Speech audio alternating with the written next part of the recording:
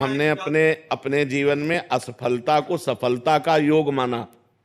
जहां हम असफल हुए वहां हमें सफलता का मार्ग प्रकट दिखाई दिया। हे भगवान मेरी रक्षा कीजिए, क्रोध आया, हे भगवान मेरी रक्षा कीजिए, मुझे संभालिए। तो असफल असरण हो जाना ही शरणागति की पुष्टता है। जब तक अपने में बल होता है कोई, तब तक शुद्ध शरणागति नहीं होती। जब अपने को सुनेरी मैंने निर्बल के बलराम, जिस समय हमें लगता है कि मैं पूर्ण असफल हूं, मेरे में कोई सामर्थ्य नहीं, तो रोना आता है और रोकर हम भगवान को पुकारते हैं, हे करुणा सिंधु भगवान, मैं तो असफल हूं, अगर आप कृपा करो तो मैं इन विकारों से मुक्त होकर आपकी शुद्ध भक्ति को प्राप्त कर सकूं। नाथ मेरे में सामर्थ्य नहीं कि मैं इन विकारों पर विजय प्राप्त करके आपकी तरफ चल सकूं। गोस्वामी तुलसीदास जी कहते हैं, हाँ हारेव कर जतन विविध विधि अतिशय प्रबल अजय, तुलसीदास बस होए तबई जब प्रभु प्रेरक बर जाए। हे प्रभु, आप काम क्रोध को प्रेरणा देते हैं, हमारे मन को प्रेरणा देते हैं, सारी लीला आपकी चल रही, आप इनको रोक दो और हमें अपने चरणों की तरफ आने दो।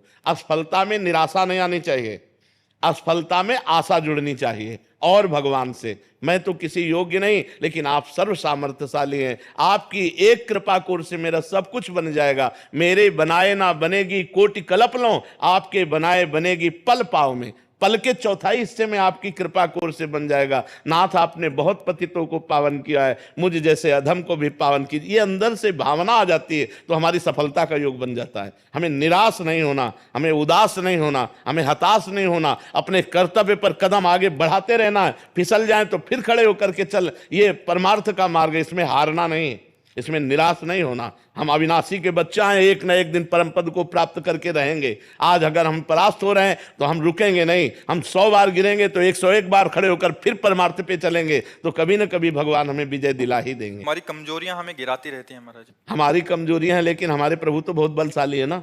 तो उधर दृष्टि रखो, अपनी तरफ दृष्टि क्यों रखो? जब अपने को पता है अपने से नहीं संभलने वाला, तो ऐसे चलो, गिरोगे नहीं। ऐसे चलोगे कभी नहीं गिरोगे। आज तक जितने भी ऊंचाई पर चढ़े वो ऐसे चढ़े हैं, जो भगवान की शरण में हुए। सनकादि ब्रह्म ज्ञानी है, लेकिन हर समय हरि शरणम हरि शरणम हरि शरणम जपते रहते हैं। जो भगवान का नाम जप करता है, भगवान का स्मरण करता है, अपने को असमर्थ देखता है, वही तो परम पद का अधिकारी होता है, वही तो भगवान का कृपा पात्र बनता है। यही दरबार दीन को आदर रीत सदा चली आई। जो अपने को किसी योग्य नहीं समझते वही सर्व योग्य हो जाते हैं, जो अपने को कुछ योग्य समझते हैं वो भ्रष्ट हो जाते हैं, क्योंकि अभिमान नाश का कारण बनता है, पतन का कारण बनता है।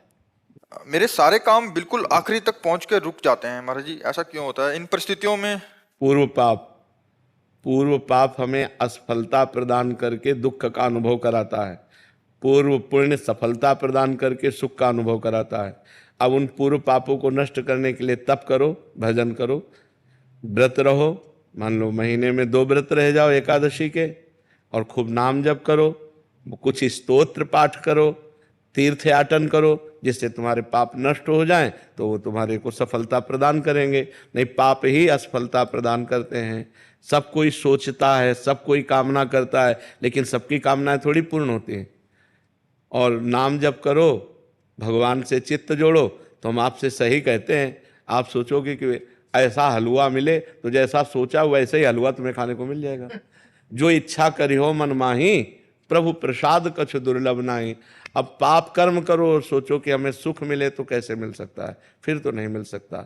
जो इच्छा करी हो मन माही, हरि प्रसाद कछु दुर्लभ नाही। अगर खूब भजन कर रहे हो तो जो इच्छा करोगे वो प्राप्त हो जाएगा। अब भजन नहीं, तपस्या नहीं, व्रत नहीं, साधना नहीं, तो फिर किसके बल से कामनाओं की पूर्ति चाहते हो?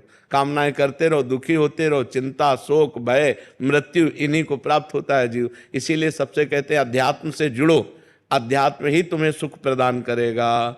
तुम पैसा कमा सकते हो, तुम नाना प्रकार की पद प्रतिष्ठा प्राप्त कर सकते हो, लेकिन आत्म शांति नहीं। आत्म शांति तो भजन से मिलेगी। आप गरीब हो लेकिन धर्म से चलते हो, प्रसन्न हो, इससे बढ़िया जीवन क्या है? आप धनी हो, वासनाओं का भूत चढ़ा हुआ है, भोगों में पागल हो, अशांत हो, चिंतित हो, दुखी हो, इससे बड़ा नरक क्या है? तो जो सुख है वो शांति में है, जो शांति है वो परमात्मा स्वरूप है। भगवान का स्वरूप क्या है? शांताकारम।